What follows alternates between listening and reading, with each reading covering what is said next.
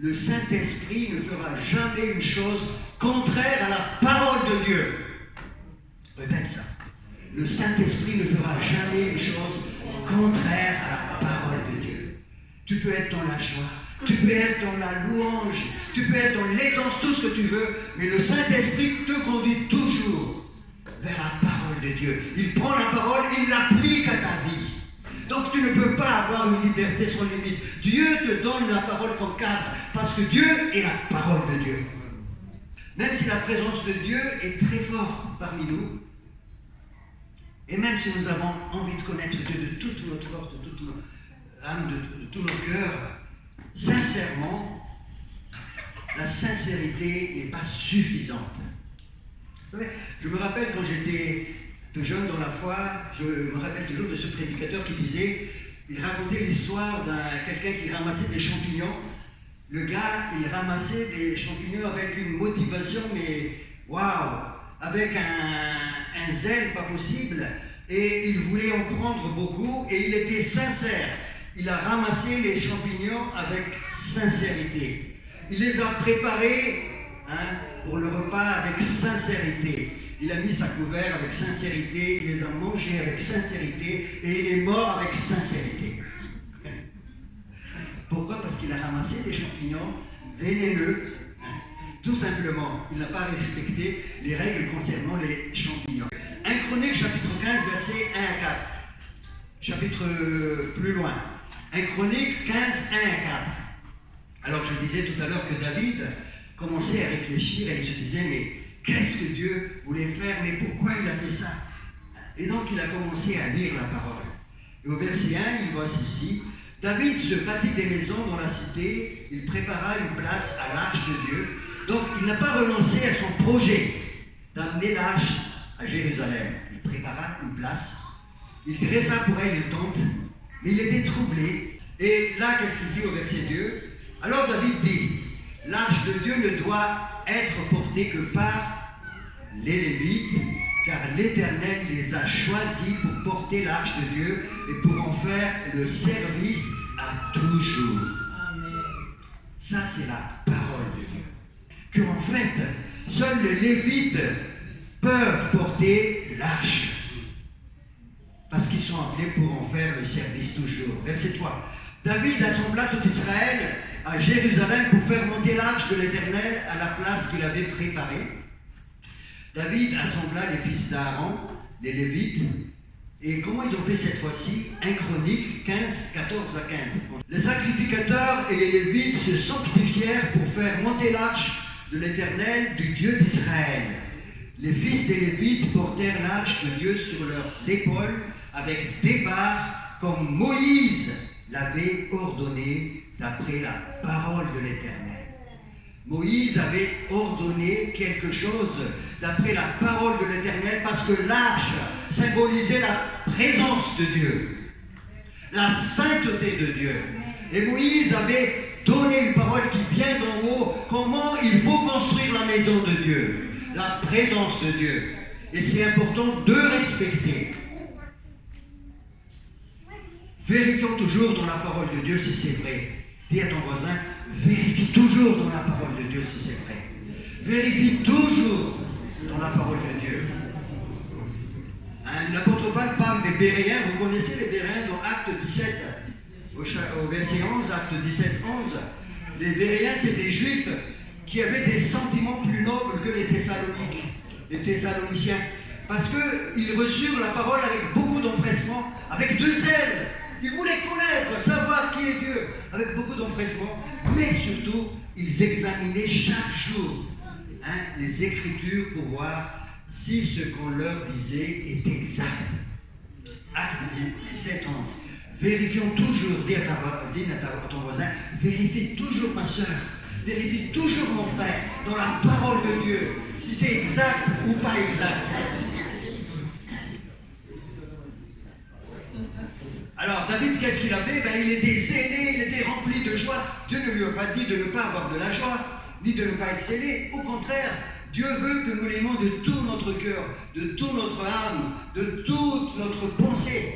Mais il a dit, tu mets l'arche sur les épaules avec des barres, mais pas sur un char et tiré par des bœufs.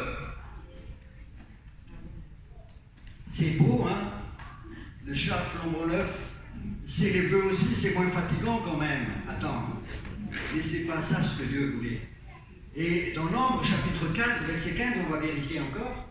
Nombre 4, verset 15. C'est là qu'on définit un petit peu, si vous voulez, les fonctions des Lévites. Les Lévites, donc, c'est les descendants d'Aaron, et ils ont ce rôle de servir dans le temple, hein, dans la tente de la rencontre. Verset 15, Nombre 4. Après qu'Aaron et ses fils auront achevé de couvrir le sanctuaire et tous les ustensiles du sanctuaire, le fils de Kehat était présent parmi les Lévites que David a appelés dans 1 Chronique chapitre 15. Les Kehat étaient là. Et c'est les Kehat qui vont se charger de prendre sur leur épaule l'arche. Et donc les fils de Kehat viendront au départ du camp pour les porter, mais ils ne toucheront point les choses saintes, de peur qu'ils ne meurent. Dieu a déjà dit, Dieu a déjà averti. C'est des choses saintes, et tu ne peux pas toucher comme ça. Les fils de Kehat parmi les fils de Lévi ont donc cette fonction, mais ils ne doivent pas toucher. Il y a un danger de mort là, parce que la sainteté de Dieu est là. Mais je vous rassure, frères et sœurs, le sang de Jésus a été versé.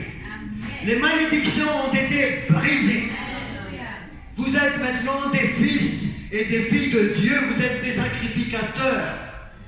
Vous, par contre, vous êtes un peuple élu, une nation sainte, un peuple de sacrificateurs, un peuple racheté afin d'annoncer les vertus de celui qui vous a appelé des ténèbres à son admirable lumière. Alléluia. Avant, vous n'étiez pas un peuple. Maintenant, vous êtes le peuple de Dieu. Avant, vous n'avez pas obtenu miséricorde. Maintenant, vous avez obtenu miséricorde. 1 Pierre, chapitre 2, versets 9 et 10, ce que je dis là. Vous avez obtenu miséricorde grâce au sang de Jésus. Vous pouvez maintenant rentrer dans le lieu très saint. Waouh! Vous pouvez, mais ça, Dieu nous rappelle qu'il n'y a pas d'autre chemin que Jésus. À travers de ce danger grave, il n'y a pas d'autre chemin sans le sang de Jésus qui nous a ouvert au moyen de son sang une libre entrée dans le sanctuaire, dit Hébreux chapitre 10, 19 et 20, par la route nouvelle et vivante qu'il a inaugurée pour nous au travers de son corps qui a été déchiré, au travers de sa chair.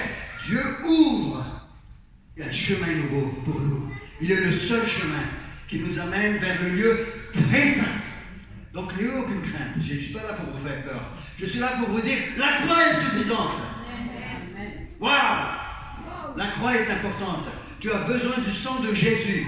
Sans effusion de sang, il n'y a pas de pardon. Hébreux chapitre 9, verset 22.